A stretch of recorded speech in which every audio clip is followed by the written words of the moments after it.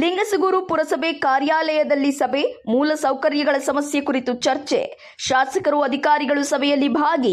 ಲಿಂಗಸಗೂರು ತಾಲೂಕಿನ ವಿವಿಧ ಸಮಸ್ಯೆಗಳ ಕುರಿತು ಪುರಸಭೆ ಕಾರ್ಯಾಲಯದಲ್ಲಿ ಸಭೆಯನ್ನ ಕರೆಯಲಾಗಿತ್ತು. ಈ ಸಂದರ್ಭದಲ್ಲಿ ಕುಡಿಯುವ ನೀರು, ರಾಜಕಾಲುವೆ, ರಸ್ತೆ, ವಿದ್ಯುತ್ ಕಂಬ, ಸ್ಥಳಾಂತರ ಮುಂತಾದ ವಿಷಯಗಳ ಕುರಿತು ಚರ್ಚಿಸಲಾಯಿತು. ಈ ಸಂದರ್ಭದಲ್ಲಿ ಲಿಂಗಸಗೂರು ಶಾಸಕರು, assistant commissioner, tahsildar, CPI, chief officer ಹಾಗೂ ವಿವಿಧ ಇಲಾಖೆಗಳ ಆಫೀಸರ್ಸ್ ಹಾಜರಿದ್ದರು.